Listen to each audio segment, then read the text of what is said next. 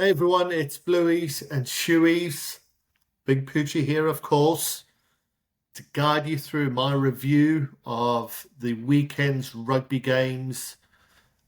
Each game, going through each team, my green shoots or real positives of each team, my criticism slash concerns, and my overall grading. Now, you know the drill. Please like and subscribe. If anything, it helps my motivation more than anything. Come on, guys, rev the engine and just a little bit for me. Really appreciate your support. And as I go through each team and players, any objections, different opinions, agreements, players that I've missed, please note those in the comments. It'd be great to hear from you. Appreciate the engagement. And of course, there is no better place to start off the Rugby Championship than the winners of the Rugby Championship for 2024. The Springboks versus Argentina at the weekend. Crowd at Bomelela Stadium, Nelspruit. Those guys just don't disappoint, do they? I mean, I tell you what, Scott Berger spoke of the All Blacks in town a couple of years ago under Fozzie and how the stadium was drank dry. You could feel the atmosphere coming through the television screen. And I must say, Ellis Park, Cape Town, Nelspruit, the South African public and SA Rugby deserve a huge pat on the back to the spectacles they put on each occasion. And I bet the Kiwis and the Argentinians, despite the results, would say what a atmosphere it was to play in each of those games. Remembering that rugby union as a whole don't sell the game as well as they should do. They don't market the game as well as they should do. And let's remember that sport is ultimately entertainment. We watch it because we enjoy it, and they entertained both on the pitch, but also all the aspects of it. Well done to SA Rugby, and a big congrats to the South African public for getting out there and supporting. It obviously helps when the Boks are on a miracle run at the moment and still, I hope, many good years ahead. They should be certainly forecasting blue skies under the stewardship of Rassie Erasmus. Let's get to the game. The Springboks did not disappoint the locals. The intensity and what they'd in which they'd started that game was phenomenal. They came out hot. The intensity, the physicality, but also the smarts. And I must say, a tip of the cap to Manie Libbok. John Dobson is often spoken of his ability to quickly forget mistakes, bad performances. And, South African fans are as good a fans as you'll find around the world. Like any fan, which is short for fanatic. I think there are a few bad actors that would, unfortunately criticise a chap personally, derogatory statements. There was probably no person that felt worse last weekend than Manie Libbok for missing that kick. But I'm so glad that Rassie's come out and supported him. And the confidence in which he took that game on was phenomenal. The cheeky no-look kicks to Chess and Colby, goes on a dinky-dunk run, beats 3 or 4 defenders. His fizz pass that I've spoken about in previous podcasts. We must remember the much acclaimed Aaron Smith, and rightly so, is known for this fizz, and the speed in which he can pass the ball. Because what that does in terms of the speed, getting to hands earlier and quicker, allowing the attacking team, Springboks in this occasion, in terms of Manie Libbok, is the ability to unlock defences because of the ability to get the ball in hand quicker in the right areas and unlock defences. And his passing game, I know there was one sort of forward, but you could just tell the confidence in what he was playing. And I think the Springboks fed off that confidence. And I mentioned him just there, Cheslin, ankle breaker, Colby. He must be one of the best sights to see in sport. Giving him the ball with a little bit of space and watching him cook. Good Lord, I mean, my ankles, my knees shake while I'm watching him and I'm supporting him. But I must say, I empathise with any defender trying to tackle in. The amount of times these guys have tackled thin air is just beyond me. And what a try that was. Classic, classic Colby. He speaks to the new age of Springbok rugby. A player looked over for his size in previous years and what he has contributed to the Springboks since coming into the team under Rassie Erasmus has been nothing short of phenomenal. It would be almost unfair if he retired without a World Player of the Year award. When you consider the brilliant years he had in Toulouse, what he's done in both World Cups, and a performance like that in the weekend just displayed how good he is. Unbelievable. An inspiration to all players around the world that aren't your 6'5" giants. One man that is slightly bigger than Cheslin Colby is Peter Steph du Toit. If Eben Etzebeth isn't the greatest Springbok of all time, this man shortly needs to be up on a very, very short list. The guy who is bandaged together by his old man's hamstring seems to be everywhere and anywhere all the time. What a player. I wish there was some kind of science that could explain how he can put in his effort outside of his love for his country and his family and representing both of those. What a player. Unbelievable. It's so good to see Peter Steph in form. What an absolute player. Man of the match of the weekend, deservedly so. And finally, just a cheeky mention. I saw a picture of him earlier today, and that is, of course, the great Ox Nietzsche.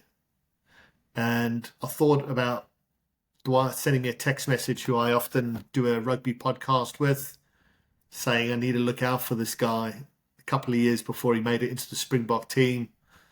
And that was a great shout, because when I saw that picture of him earlier today, the pictures celebrating the Rugby Championship, it actually just sprung to mind the volume of work that he got through. And again, sometimes you're almost branded as a certain player. Eben Etzebeth, an enforcer, so much more than that. Ox Nietzsche, great scrummager. Tell you what, guys, so much more than that. The work rate he gets around the field, his ability with ball in hand and making yards over the gain line, unbelievable. I mean, remember his hands at the World Cup when he was holding the ball against his head? The guy is so skillful, so skillful. Seems like a great human being. What a player. Could easily be the best front rower in the world right now. So congratulations, Ox Nietzsche. What a player, mate. What a stud. Big green shoot for me for the Springboks, this Rugby Championship. And of course, through Rassie Erasmus's tenure as Springbok coach, we've all, as fans and amateur analysts like myself, consider the next player and the depth charts and where those next players are coming from. Sasha Feinberg Nkomazulu is, of course, highly touted and has been for many years by Western Province and Stormers Rugby. We saw a little bit of that action in those first few games, the Rugby Championship, and that did not disappoint, whether it's a 60-metre kick going straight through the middle or a phenomenal line break, brilliant passing game. He is certainly a gem, and a gem that needs still a lot of polishing, a lot more time in the saddle, but the talent, without question, is there. This should be the guy for the next 10 years, the number 10 for the Springboks. I think another young player who really stood out was Ruan Nortje. He feels like he's been a Springbok for about 6 or 7 years. And I think he's got about as many caps. Came in, played really well against the Wallabies. It was one of those, great, but it's the Wallabies. How he performed against the All Blacks.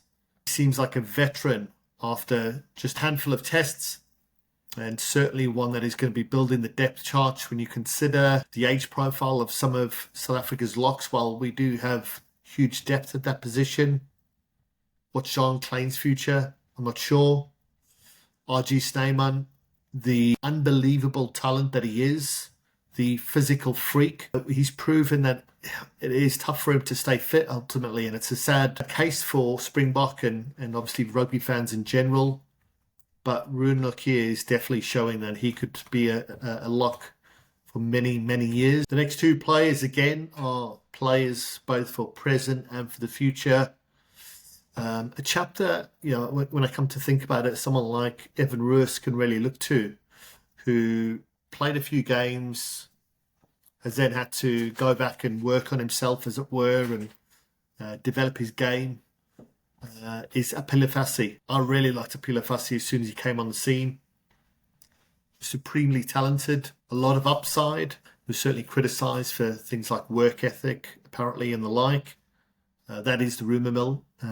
But yeah, played on the wing, showed bits and pieces, ultimately missed out of the World Cup team. What he's been able to do since coming back into the fold is really, really exciting for Springbok fans. All the talent is there. Just a little bit more poise, a little bit more composure at times. There's a couple of times where, rush a kick and it came off the side of the boot. Just little things, highly critical criticism, certainly from myself. But, building that depth at a position when you're talking about Willie le Roux at his sort of potentially his final few tests left as the Springboks. And then finally, maybe just less so, just given the game time and early doors. But Gerard Steenkamp certainly looks very, very good quality player.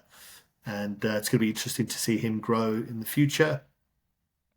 Look, very hard to pick criticisms of a team who are on such a strong win rate at the moment, who have ultimately lifted the Rugby Championship. Potentially, just at times, having a little bit more composure in attack. Maybe not trying too much at times, and trying to build more phases, trying to keep more possession, and just refining that Tony Brown style of attack would probably be my biggest criticism. Outside of obviously those 20 minutes in Argentina, we seem to be fair, get cut up by a very good team. But ultimately, my rating for the Springboks is an A. Very hard to look past an A, given how they performed, the players that stood out, and again, seeing 4 or 5 really strong options that look like the future of the Springboks coming through. Next is the Los Pumas. And look, I think at the weekend, really, it was always going to be a tough battle against a partisan crowd. A unbelievable atmosphere that I'm sure players will take a lot from. Just too much Springboks for them on the day. But there was that period in the middle of the game, second half of the first half, early in the second, where the Springboks, were just unable to, add more points to the total. I think Jaden Hendricks had missed a few kicks. But, the Argentinians showed some real strong resolution in defence.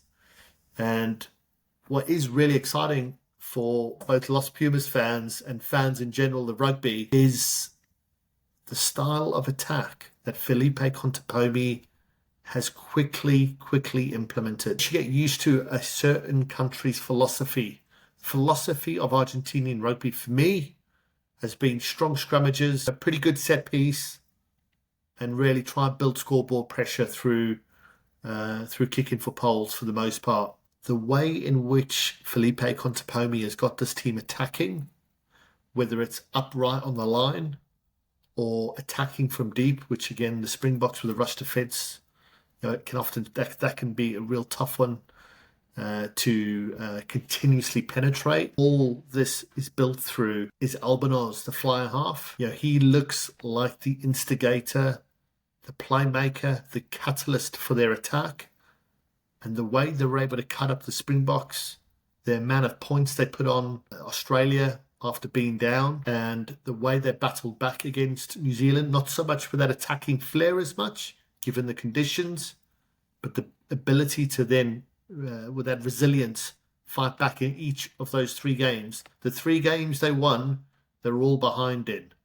So if anything, the biggest criticism or the reason why they're getting a B+ from me is because of that loss against the Wallabies in that first test. really a game they threw away. And when they look back, that was probably where they lost the rugby championship. But for fans across the world, while Wallabies rugby is under construction, under new management, and we're yet to see where they'll be, to see a Los Pumas team play as exciting rugby brand as they're playing is unbelievable. So a strong B plus for me. Really just the key thing to work on for Argentina is the consistency, just building more of that solid performance week in, week out. This team is certainly one to watch. This could be the new era of Argentinian rugby. I'm moving on to the first game that was played certainly over the weekend, and that was the, unfortunately, dead rubber of the Bledisloe, Australia versus New Zealand. I thought Australia in the first half were terrific. While they conceded tries, their defence, at least for the first couple of phases, was far better than last week.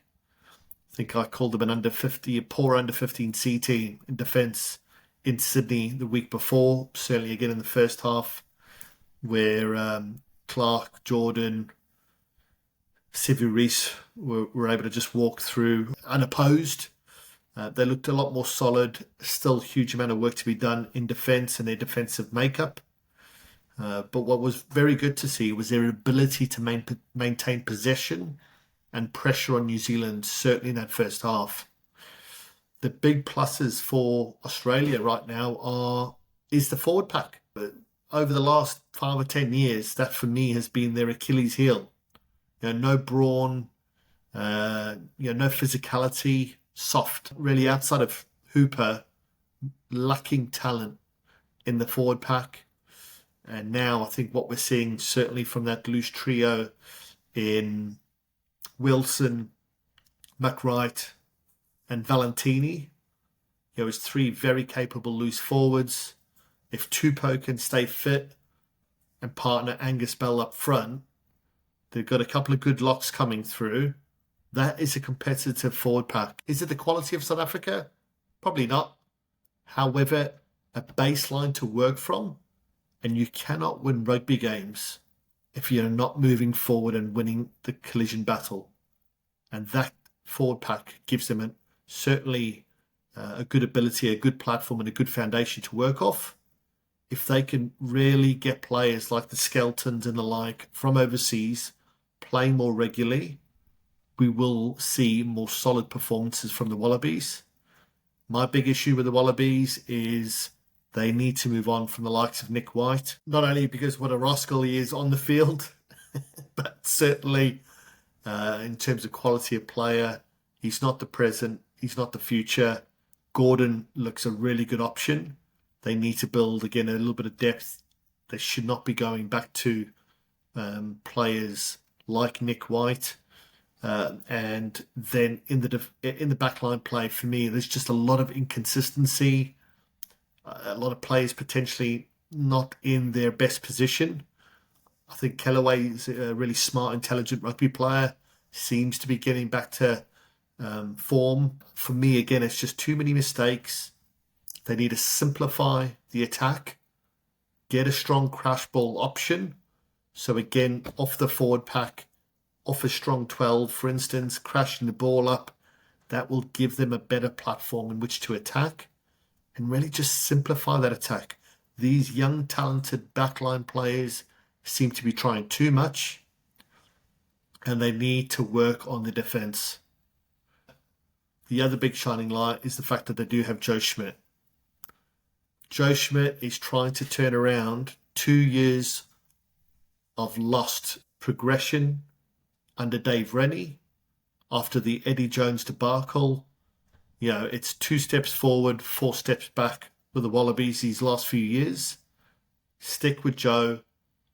This is a C- grade for me for the Wallabies. The Wallabies must stay the course, stick with Joe, and they must be able to access all their players from abroad. They need to build wins. Next in line is the All Blacks. Now, certainly a real positive for the All Blacks was the fact that they were able to score. in the last quarter of the game. The once dominant All Blacks in the final 20 have found it difficult to rack up any points in the last 20 minutes over the last few tests. So they're overcome that obstacle and then win in Wellington, where unbelievably they've got an incredibly poor record over the last few years. It's a bittersweet rugby championship for New Zealand. Certainly first of razors. I think I've not said it once, I've said it a million times. They've missed a trick in the backline play in particular. I'll get to that in a second, but the green shoots, I guess quite similar to the Wallabies really, mostly lie in the forward pack. The mighty Tamati Williams, all 144 kilos of him. He looks like a player. You know, you've got a really, really good player in Ethan de Groo. If you've got a really strong second option that's vying for a start, that's where you want to be if you want to be a top team in World Rugby. Tamati Williams looks to be coming of age. Tupu Vai certainly is an unsung hero. I think he's really developed as a player over the last 4 or 5 tests. And there's a bit of a shining light there as the second lock option in what I feel is quite a area of concern for the All Blacks outside of himself and Barrett. But Tupu Vai certainly seems like he could be an All Black for many years. And Wallace Satiti, the footwork on that guy for the first try on the weekend was something Ches and Colby would be proud of. For a man of his size, his length, God, he's rangy. For me, he's the number 8. As he plays in Super Rugby, Ardie Savea started at 6 or 7 for the All Blacks. Really, I don't think it really matters where he starts. The All Blacks need to give Wallace Satiti as many opportunities to run with ball in hand as possible. He looks like an absolute athlete. Dwight, again, prior to the Rugby Championship kicking off, spoke highly of his physical traits, where they're all on display these last few tests. And the All Blacks look like they might have uncovered a really strong number 8 there for the future. Let me know your thoughts. Is he a number 8? Doesn't matter whether he plays 6. I think off the back of the scrum, him ball in hand, Ardie Savea is world class whatever position he plays. Get Wallace Satiti at number 8. I thought the other big shining light in the back line, Caleb Clark, looks really, really good. I guess similar to my comments on someone like Apile Fassi, someone then that showed some real promise when they first started. Had to go away, work on their game and come back. Certainly looks very good under the high ball, whether it's attack or defence. Was worked with NRL players, rugby league players in the off-season. So he certainly looks committed to the cause in both himself and getting into the team.